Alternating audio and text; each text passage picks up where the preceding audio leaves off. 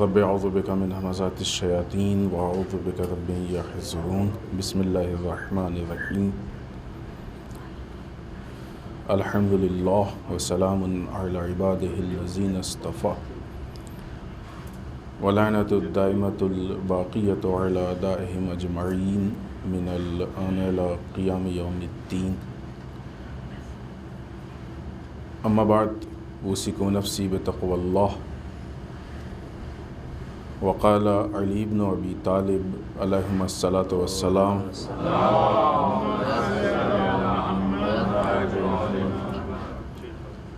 الجود حارس الاعراض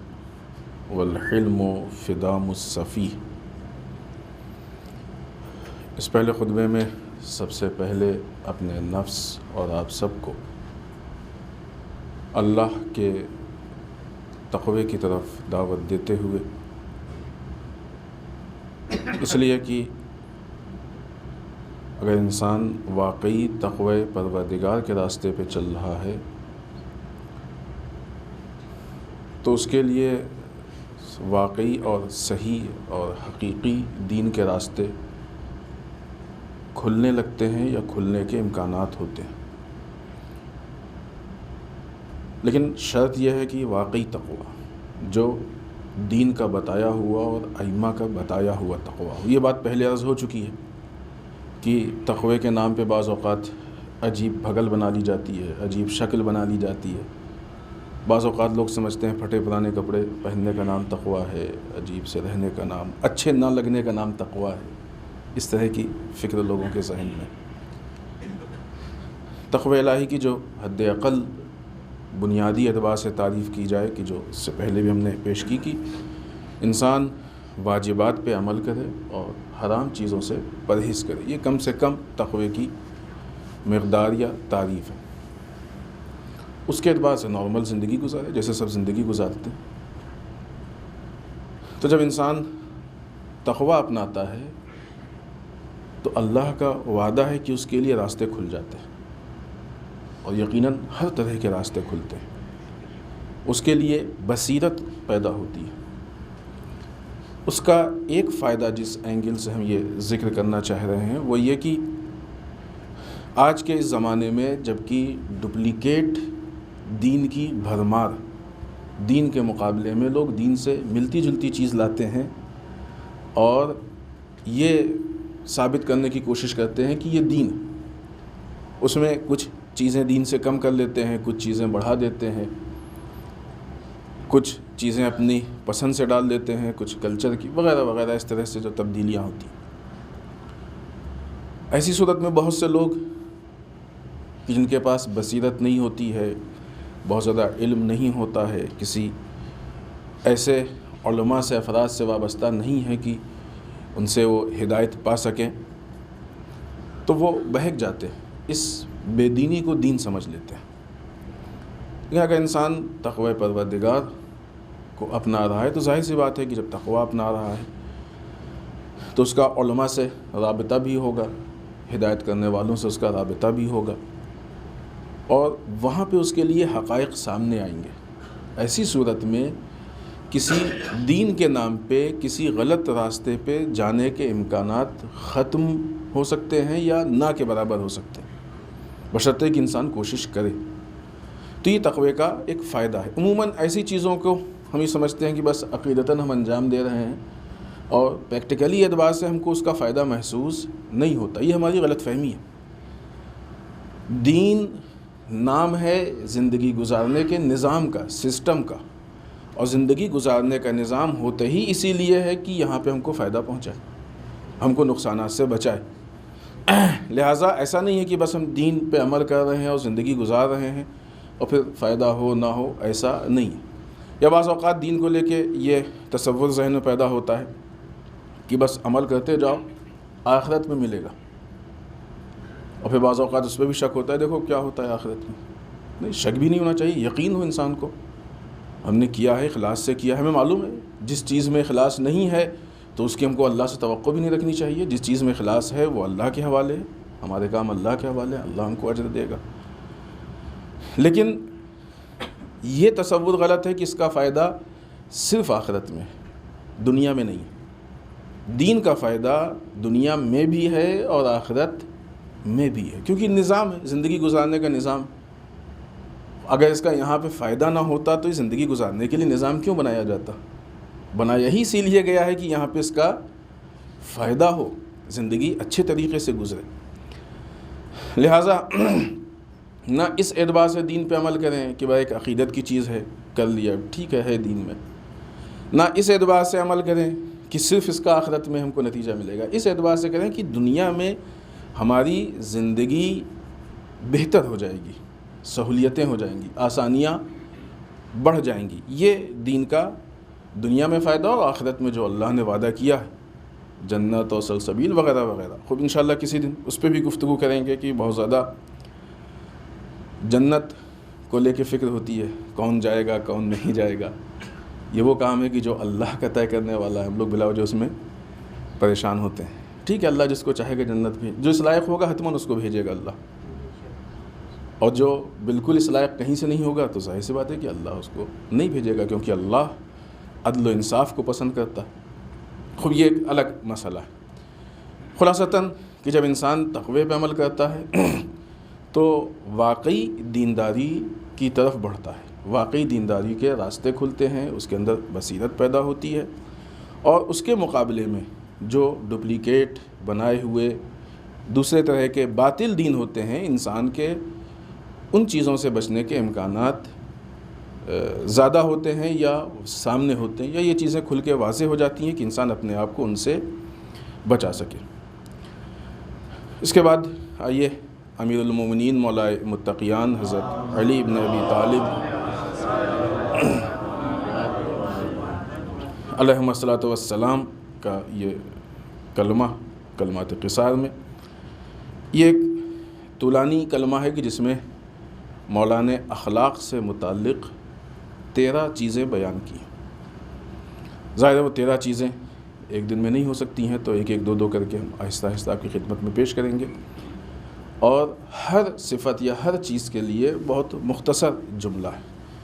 ابھی ہم نے 2 چیزوں کے بارے میں وہ جملے پیش کیے ہیں، دونوں بہت چھوٹے چھوٹے۔ پہلا ہم نے آپ کی خدمت میں پیش کیا الجود و حارس الاعراض۔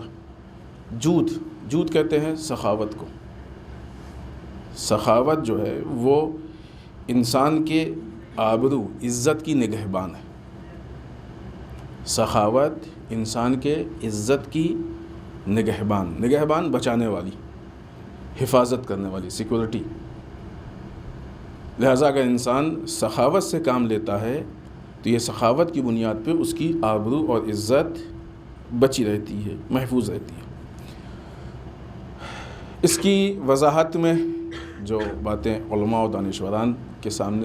سامنے آتی ہیں وہ یہ کہ ظاہر سی بات ہے دنیا میں ہر طرح کے لوگ ہوتے ہیں۔ بہت سے لوگ ایسے ہوتے ہیں کہ جو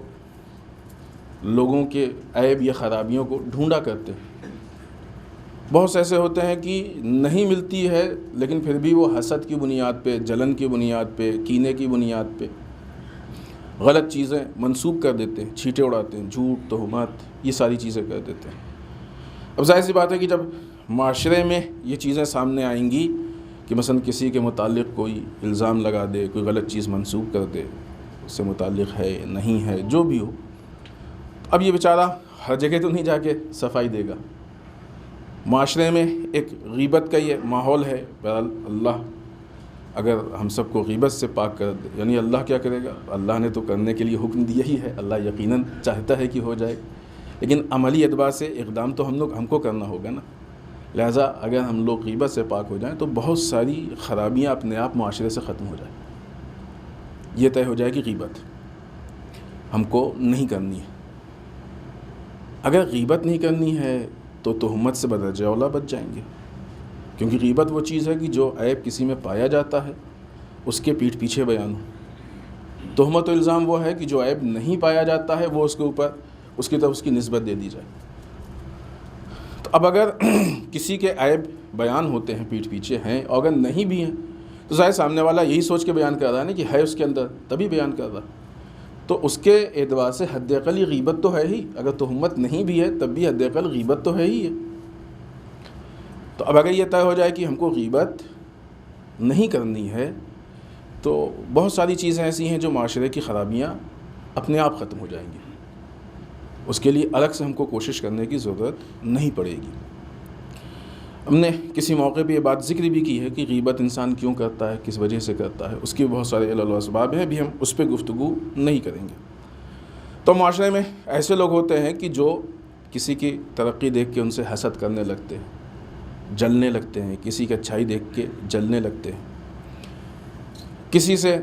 کوئی چیز بری لگی تو اس کا بدلہ نکالنے کی کوشش کرتے ہیں۔ بہت سے ایسے لوگ ہوتے ہیں کہ جو مختلف طریقے سے یا عیب جوئی کرتے ہیں اور اس طریقے سے لوگوں کی آبرو کو ختم کرنے کی کوشش کرتے ہیں، ان کی عزت سے کھیلتے ہیں۔ یہ بہت سنگین گناہ ہے۔ مومن کی حرمت پہ حملہ کرنا یہ اللہ کے نزدیک بہت سنگین گناہ ہے، بہت بھاری گناہ ہے۔ سنگین یعنی بھاری۔ کسی کی آبرو سے، عزت سے ہم کھیل نہیں سکتے، یہ ہم کو اجازت نہیں ہے۔ مومن کی آبرو سے ہم کچھ بھی چھیڑخانی نہیں کر سکتے۔ لہٰذا یہ جو اس طرح کے لوگ ہیں کہ جو حسد کی بنیاد پہ، ان چیزوں کی بنیاد پہ لوگوں کی عزت سے کھیلتے ہیں، لوگوں کی آبرو سے کھیلتے ہیں، اگر یہ انسان جود و بخشش کی بنیاد پہ، اپنی سخاوت کی بنیاد پہ سب سے ظاہر سی بات ہے سخاوت سے پیش آئے گا، احسانات کرتا رہے گا، لوگوں سے سخاوت سے پیش آئے گا، تو یہ سامنے والا اس کی سخاوت کی بنیاد پہ ہو سکتا ہے کہ وہ چپ ہو جائے، ہو سکتا ہے کہ کوئی غلط اقدام نہ کرے، ہو سکتا ہے کہ اس کے اندر وہ حسد کا مادہ پیدا نہ ہونے پائے کہ جس کی بنیاد پہ، جلن کا مادہ پیدا نہ ہونے پائے کہ جس کی بنیاد پہ یہ سب کرتا ہے۔ یعنی اس کے بہت سارے ایسے امکانات ہیں کہ جب انسان جود و سخا یعنی سخاوت سے کام لے گا، یوں بھی سخاوت ایک اچھی صفت ہے، کنجوسی بری چیز ہے، البتہ اس میں تھوڑا سا فرق انسان کو محسوس کرنا چاہیے کہ سخاوت اور اسراف میں فرق ہے۔ سخاوت ہونی چاہیے، اسراف نہیں ہونا چاہیے، ہے نا۔ نارمل ہونا انسان کا، مثلا ایک طرف سے یہ کہ اسراف بھی نہیں کر رہا ہے، بہت زیادہ سخی بھی نہیں ہے، لیکن کنجوس بھی نہیں ہے، یہ ہونا بھی ایک بہرحال حالت ہے، کنڈیشن انسان کی۔ ایک طرف سے انسان کنجوس ہے،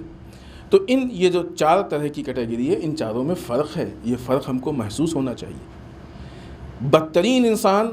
کنجوس اور اسراف کرنے والا ہے، اس سے بچنا چاہیے۔ کنجوس کے لیے بہت زیادہ روایتیں ہیں، کنجوس سے دوستی مت کرو، کنجوس سے مشورہ مت لو، کنجوس کے ساتھ سفر مت کرو، جو کنجوس ہے اس کی بڑی مذمت ہے۔ تو یہ جو 3-4 کیٹیگری ہیں، اس میں بہترین کیٹیگری جو ہے وہ انسان کے سخی ہونے کی، اس کے اندر سخاوت پائی جائے۔ جب یہ سخاوت کرے گا تو اس سے ایسے امکانات پیدا ہو سکتے ہیں کہ وہ سامنے والا اس سے متاثر ہو، جو اس کے دل میں بغض بیٹھا ہے، کینہ ہے، وہ ہو سکتا ہے کم ہو جائے، ختم ہو جائے، ہو سکتا ہے کہ اس کے اندر حسد پیدا نہ ہونے پائے۔ یہ بہت ساری چیزیں سبب بنتی ہیں یا بن سکتی ہیں یا بنیں گی کہ وہ اس کی بے حرمتی یا بے عزتی نہیں کرے۔ لہٰذا امام کہتے ہیں کہ یہ جود، یہ وہ مسئلہ ہے کہ جہاں پہ انسان خود دفاع نہیں کر پا رہا ہے۔ بھائی آپ کے سامنے کوئی آ کے کہے کہ آپ میں یہ عیب ہے، تو اگر نہیں ہوگا تو آپ دفاع کریں گے اس کا، یا اس کا کوئی ریزن ہوگا تو بتائیں گے آپ، لیکن پیٹھ پیچھے آپ کیا کر سکتے ہیں؟ یہ وہ صفت ہے کہ جو پیٹھ پیچھے آپ کی جو آبروریزی ہو سکتی ہے اس کو بچانے کا طریقہ ہے۔ جب انسان سخاوت سے، جود و سخا سے کام لے گا تو یہ جو پیٹھ پیچھے آبروریزی ہونے کے چانسز ہیں یہ اس سے بچائے گی۔ وہاں پہ یہ نگہبان ہے، وہاں پہ آپ کے عزت کی سیکیورٹی ہے، وہاں پہ عزت کو بچائے گی۔ اس سلسلے میں بعض اقوال، بعض شارحین کی کچھ باتیں ہیں، ہم اس میں سے کچھ آپ کی خدمت میں پیش کر رہے ہیں۔ ایک تو یہ کہ بخیل کے لیے، یہ مرحوم شوستری نے اپنی شرح نہج البلاغہ میں 2 جملے لکھے ہیں، اور واقعی تھوڑا گہرائی سے سوچیں تو ان دونوں حالت کو سمجھنے کے لیے بہترین ہے کہ بخیل کنجوس کے لیے اس سے بڑا ننگ و عار کیا ہے، یا اس سے بڑی بے عزتی اور بے حرمتی کیا ہے اس کی، کہ کبھی بھی اس کا نام تعریف کے ساتھ نہیں لیا جاتا ہے. اور سخی کے لیے اس سے بڑی تعریف اور بزرگواری کیا ہے،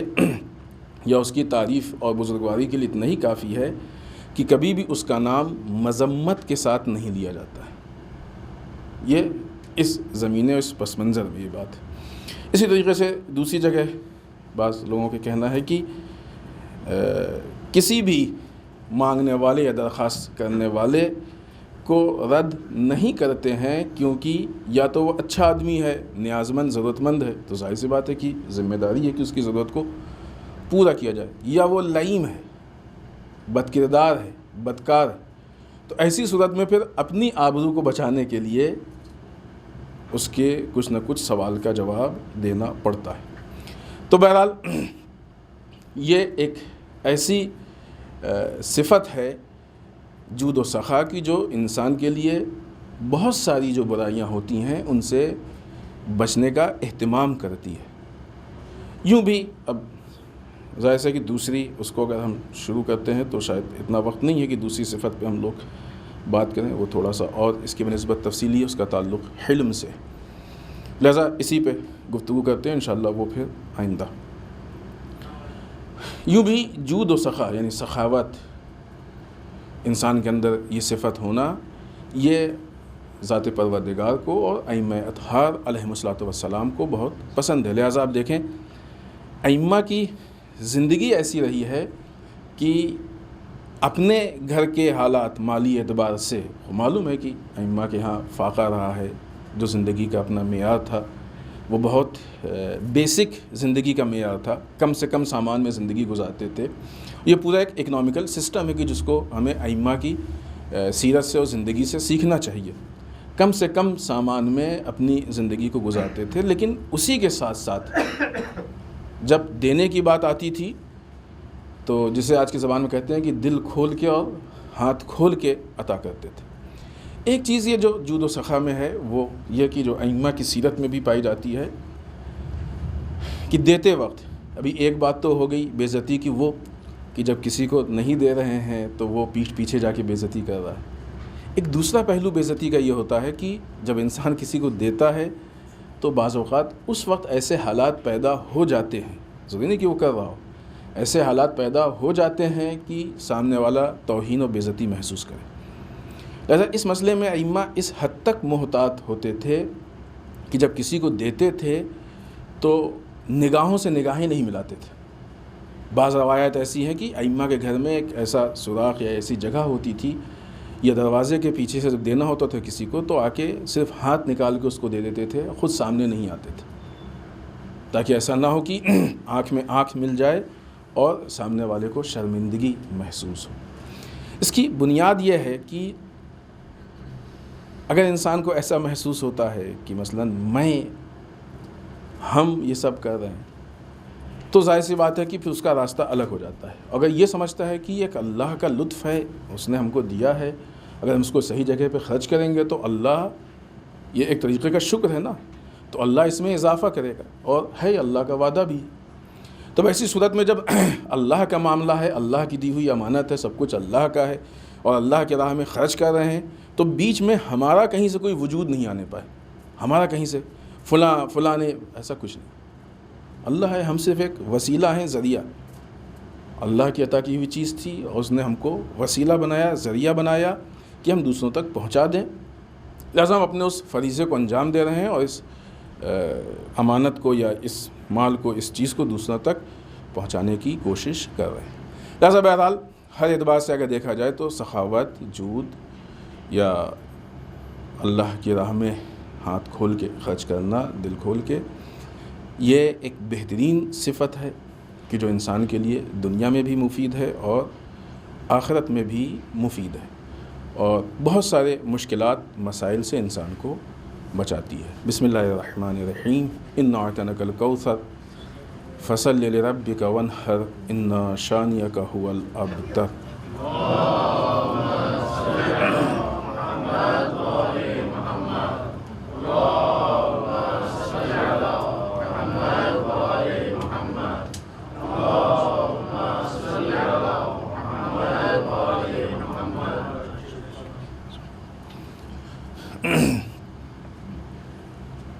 رب اعوذ بک من ہمزات الشیاطین واعوذ بک رب ان یحضرون۔ بسم اللہ الرحمن الرحیم، الحمد للہ الذی لا یبلغ مدحتہ القائلون ولا یحصی نعمہ العدون ولا یؤدی حقہ المجتہدون۔ اللہم صل وسلم علی صاحب الدعوۃ النبویہ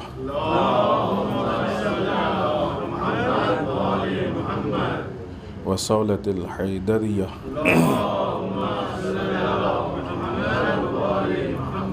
والعصمة فاطمیہ والحلم الحسنیہ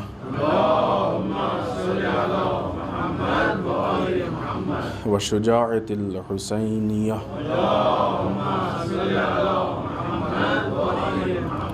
والعبادة السجادیہ والآثار الباقلیہ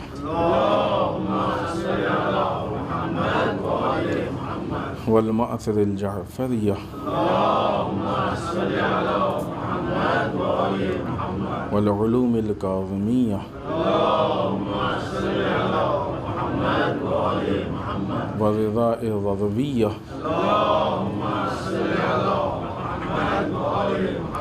والجود التقویہ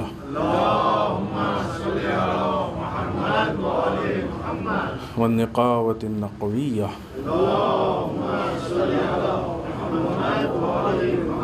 والہیبة العسکریہ والغیبة الہیہ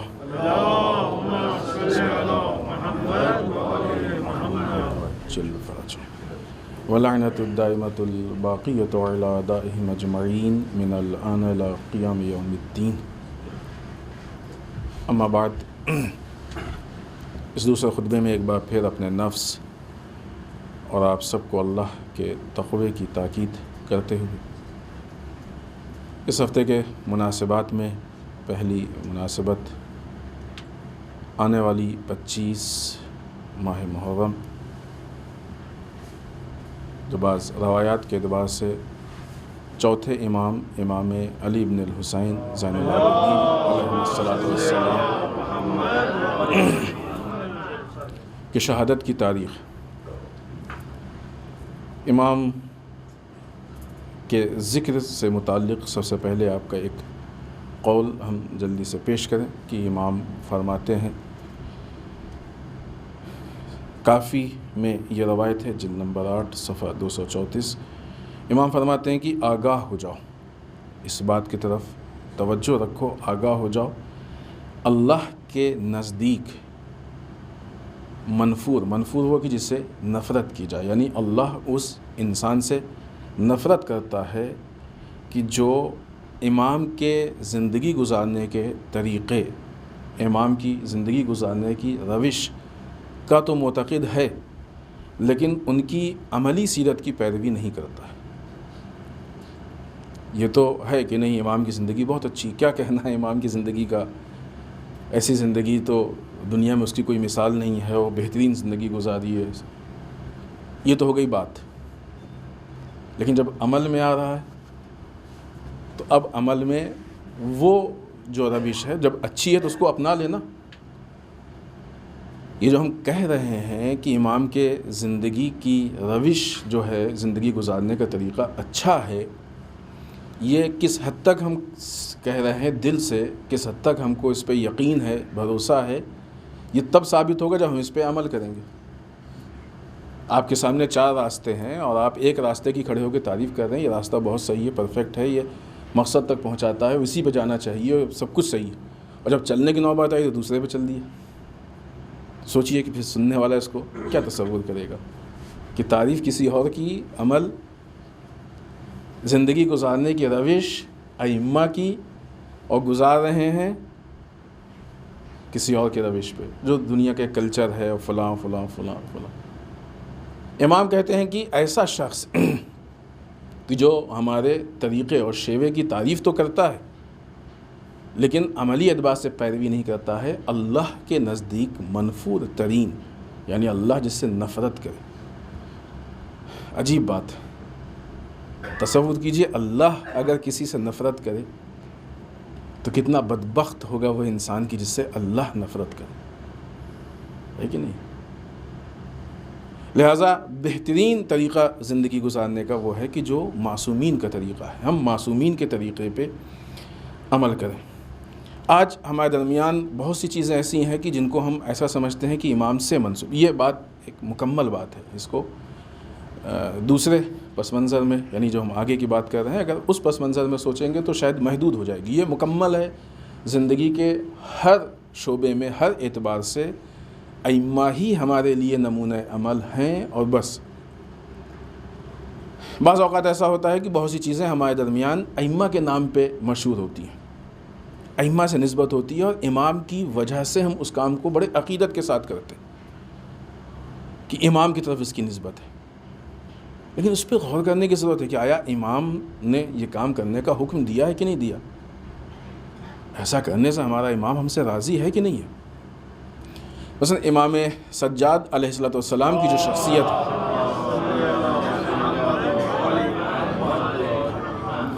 اس کو آپ دیکھیں تو امام کی شخصیت کو یہاں پہ خود امام سے متعلق دو حصوں میں ہم تقسیم کر سکتے ہیں۔ ایک وہ کہ جو امام کے نام پہ جو منسوب ہیں ان چیزوں کو، ایک وہ کہ جو امام نے خود انجام دیا، دین کا دفاع، اسلام کا دفاع، اسلام کے لیے قربانی دینا، نماز اول وقت پڑھنا، بہترین طریقے سے پڑھنا، سنتوں کا پابند ہونا، نماز شب کا پڑھنا، اللہ کی راہ میں خرچ کرنا، اللہ کی راہ میں جہاد کرنا، دشمنوں کے مقابلے میں آواز اٹھانا، جو دشمنان دین ہے، باطل کے دربار میں جا کے اس کے خلاف بولنا، یہ شجاعت، یہ امام کی سیرت ہے نا۔ بہت ساری چیزیں، یہ کچھ چیزیں جو امام نے کہی ہیں، صحیفہ سجادیہ، رسالۃ الحقوق، یہ امام نے خود بتایا ہے ہم کو۔ تو وہ چیزیں کہ جو امام نے خود کی ہیں یا جو ہم سے کہیں ہیں، اس کے مقابلے میں کچھ چیزیں ایسی ہیں کہ جو امام کے ساتھ کی گئی ہیں۔ امام کو اسیر کرنا، ہتھکڑی بیڑی پہنا کے جگہ جگہ لے جایا جانا، یہ امام کے ساتھ ہوئی ہیں، امام اس سے راضی نہیں تھے۔ آپ انصاف سے بتائیے کہ ان دونوں پہلو میں سے وہ کون سا پہلو ہے کہ جو ہمارے یہاں زیادہ عام طور سے رائج ہے؟ اگر وہ والا رائج ہے کہ جو امام نے خود کیا ہے، بہت اچھی چیز ہے، یہ ہمارے ترقی کی علامت ہے، کمال پہ جانے کی علامت ہے، کیونکہ ہم امام کی پیروی کر رہے ہیں، امام کے نقش قدم پہ چل رہے ہیں۔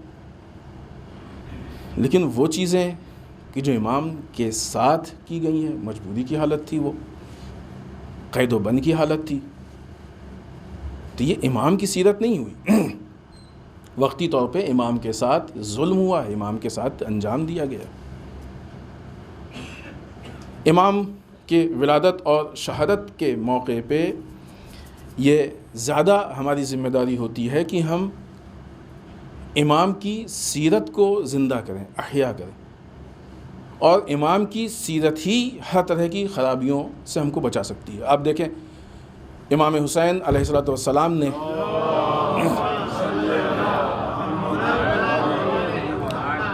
جو بصرے والوں کو خط لکھا، اس میں یہی تو شکوہ کیا، سنتیں مرتی جا رہی ہیں، یعنی جو ہماری زندگی گزارنے کی روش ہے، جو اسلام کی زندگی گزارنے کی روش ہے، جو طریقہ ہے، یہ مرتا جا رہا ہے، بدعتیں زندہ ہوتی جا رہی ہیں، وہ چیزیں جو دین میں داخل کی گئی ہیں یا کی جا رہی ہیں وہ بڑھتی جا رہی ہیں۔ بصرے والوں کے خط میں امام نے یہی شکوہ کیا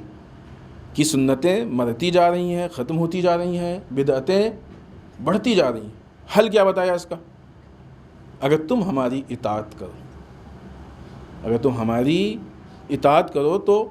ہم تم کو ہدایت کے راستے کی طرف لے کے جائیں گے۔ آج بھی ہمارے ساتھ یہی مسئلہ ہے۔ اب یہ تو نہیں سوچ سکتے کہ اس زمانے میں بدعتیں زندہ ہو رہی تھیں، سنتیں مر رہی تھیں، آج ایسا نہیں ہے۔ نہیں، اس وقت امام موجود تھے، ابھی رسول کو اس دنیا سے گئے ہوئے تقریباً 50 سال ہی گزرے تھے، سن 60 ہجری کا ہی تو واقعہ، 61 ہجری کے شروع میں، 60 ہجری میں ہی ساری چیزیں ہوئی ہیں، اور اس کے بیس پہ امام نے، بلکہ یہ خط بھی 60 ہجری، تو 50 سال تقریباً ہوئے تھے، اور 50 سال میں حالات اتنے خراب ہو گئے تھے جبکہ امام موجود تھے، ایک معصوم امام سامنے موجود تھے، روک رہے تھے، ٹوک رہے تھے، ہر چیز میں لوگوں کو بتا رہے تھے، پڑھا رہے تھے، سکھا رہے تھے، سب کچھ کر رہے تھے، تو حالات اتنے خراب ہوئے۔ آج ہمارا امام پردہ غیب میں ہے، تو آج تو حالات خراب ہونے کے زیادہ چانسز ہیں۔ لہذا ایسی صورت میں حل کیا ہے؟ حل بھی وہی جو امام نے بتایا، اگر تم ہماری اطاعت کرو تو آج بھی ہم ساری چیزوں کو چھوڑ دیں، یہ طے کر لیں کہ ہمیں اطاعت کرنی ہے۔ ظاہر سی بات ہے کہ سلسلہ اطاعت کا، امام کی اطاعت کریں گے تو خود بخود رسول کی ہوگی، رسول کی ہوگی تو خود بخود اللہ کی ہو جائے گی، اور اللہ کی اطاعت کرنی ہے تو ہم سیرت کے اعتبار سے یا اقوال کے اعتبار سے رسول اور ائمہ اطہار علیہم الصلوۃ والسلام کو دیکھیں گے۔ تو اگر ہم اس اطاعت کے راستے پہ جاتے ہیں تو ہمارا دین و دنیا سب سدھرے گا، اور یہ جو خرابیاں ہیں یہ اپنے آپ ختم ہو جائیں گی، ہمارے درمیان سے چلی جائیں گی۔ دوسری چیز کہ جو ایام عزا کے اعتبار سے آج سرکار سید الشہداء کی شہادت کا چونکہ 10واں دن ہے، 20 محرم ہے، لہٰذا 10واں منایا جاتا ہے۔ یہاں پہ ہم آپ سے گزارش کریں گے، اس سے پہلے بھی کی ہے گزارش، اور یہ وہ چیز ہے جس کو یاد رکھیں کہ ایام عزا کو شروع ہوئے 20 دن ہو گئے۔ آپ حساب کیجئے کہ ان 20 دنوں میں آپ نے سرکار سید الشہداء کی سیرت سے کیا سیکھا، کتنا سیکھا؟ کچھ علم میں فرق ہوا، کچھ عمل میں فرق ہوا، کچھ فکر میں فرق ہوا، کچھ ہمارے اندر تبدیلی ہوئی کہ نہیں ہوئی؟ یہ ہر روز حساب کرنے کی ضرورت ہے۔ اگر نہیں کر پائیں کسی وجہ سے تو آج سے اس کو شروع کر دیں، کیونکہ ابھی 20 دن ہیں، 2.25 مہینے ایام عزا سے جو مخصوص ہیں، ورنہ پورے سال ہم لوگ سرکار سید الشہداء کا ذکر کرتے ہیں، اہل بیت کا ذکر کرتے ہیں، تو ان ساری چیزوں سے جو ایک آؤٹ پٹ ہونا چاہیے، جو نتیجہ ہونا چاہیے کہ ہمارے اندر تبدیلی ہو، وہ کتنا سامنے آیا، وہ ہم حساب و کتاب کریں کہ ان 20 دنوں میں ہم نے سرکار سید الشہداء کی سیرت کو کتنا سمجھ کے اپنایا۔ اگر وہ نہیں ہوا یا کم ہوا تو اب ہم اس کے بعد کے دنوں میں کوشش کریں کہ اس کو بہتر سے بہتر کریں۔ اگر اتنی سی چیز سمجھ میں آ جائے تو بہت ساری چیزیں تبدیل ہو جائیں گی۔ پھر یہ بھی ہمیں سمجھ میں آئے گا کہ مجلسیں کیسی ہونی چاہیے، پھر یہ بھی سمجھ میں آئے گا کہ ذاکر کیسا ہونا چاہیے۔ ابھی تو بعض اوقات ایسے لوگ آتے ہیں ممبر پہ بیٹھتے ہیں کہ جو بدعت پیدا کر رہے ہیں، صحیح معنوں میں کہا جائے بدعت، ہم نہیں چاہتے کہ اشارہ کریں، جاہل مطلق قسم کے لوگ آتے ہیں اور ممبر پہ بیٹھ کے دین دینے لگتے ہیں، اور اس میں صرف ان کی برائی نہیں ہے۔ بعض اوقات یہ باتیں ہوتی ہیں، لوگ خوش ہوتے ہیں کہ ہاں چلو مسئلہ ہم سے تو مطلب ہے ہی نہیں، صرف ان کی برائی نہیں ہے جو ایسا کام کر رہے ہیں،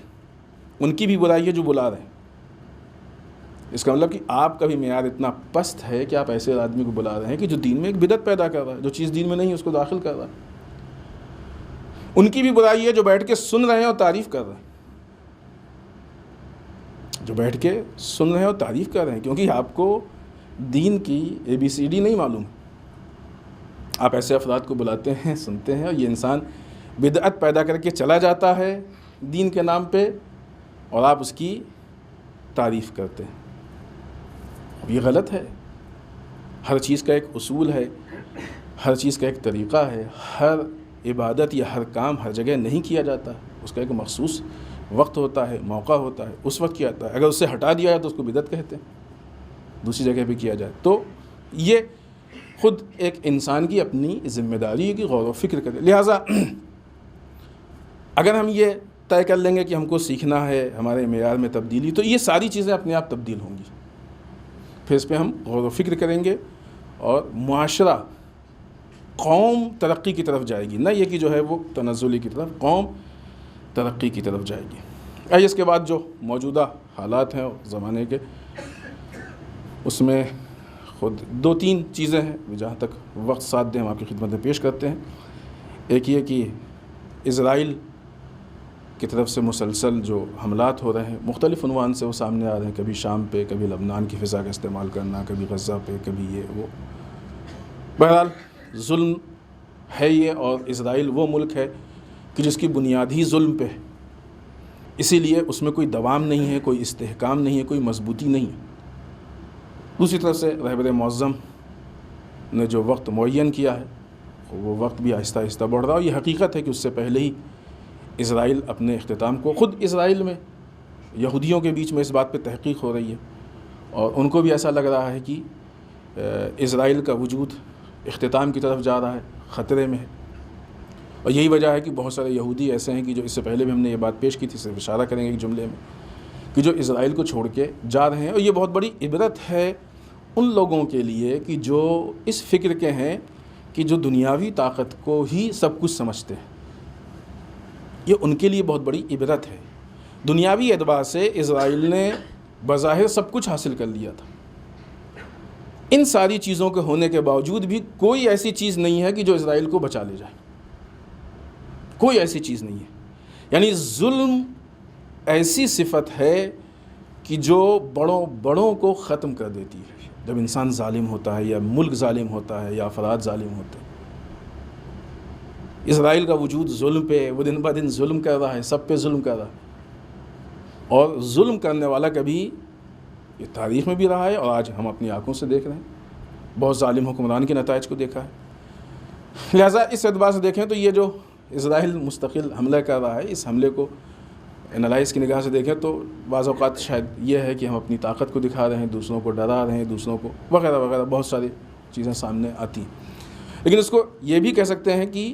اپنے اختتام سے پہلے وہ ہاتھ پیر پٹک رہا ہے. ہوتا ہے نا کہ تھوڑا پہلے انسان جو ہے بربادی سے بہت زیادہ طاقت دکھانے کی کوشش کرتا ہے. شاید ہو سکتا ہے کہ وہ اعلیٰ زمانہ ہو، لیکن بہرحال جو بھی ہو، دنیا کے اوپر ظلم ہو رہا ہے، لوگوں کے اوپر زیادتی ہو رہی ہے. لہذا اس طرح کے جتنے بھی ظالمانہ حملے ہیں ان سب کی بھرپور مذمت کرتے ہیں، اور کرنی چاہیے، اور ہم سب کی ذمہ داری ہے. خاص کر کے ایام اعضاء میں یہ چیزیں اور زیادہ مضبوط ہونی چاہیے، کیونکہ ایام اعضاء، محرم، کربلا کی بنیاد ہی اسی پہ ہے کہ ہم ظلم کے خلاف آواز اٹھائیں،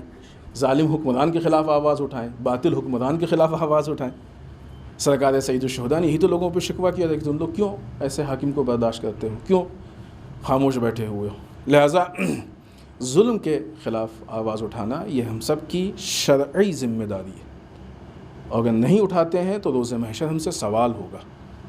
اللہ ہم سے سوال کرے گا. بلکہ ہم آپ کی خدمت میں عرض کریں، ارادہ نہیں تھا، امام حسین علیہ السلام نے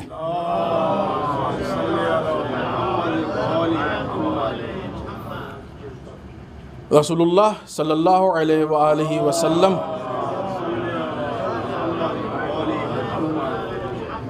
سے یہ روایت بیان کی ہے، اور بیان کر چکے ہیں آپ کے درمیان. صرف اشارہ کریں کہ جب بھی کوئی انسان ایسے حکمران کو دیکھے کہ جو دین میں تبدیلی پیدا کرتا ہو، سنتوں کو توڑتا ہو، حلال کو حرام میں، حرام حلال میں تبدیل کرتا ہو، اور لوگوں کے ساتھ ظلم سے کام لیتا ہو، یہ دیکھنے والا اگر اپنی زبان یا عمل سے اس کے اوپر کوئی اعتراض نہیں کرتا، کوئی ریئیکشن نہیں کرتا ہے،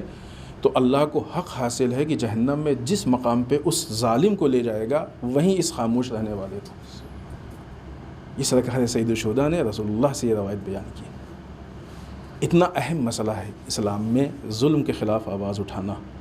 بدعنوانیوں کے خلاف آواز اٹھانا. انسان کی زندگی تو کیسے جیسے تیسے کٹ جاتی ہے،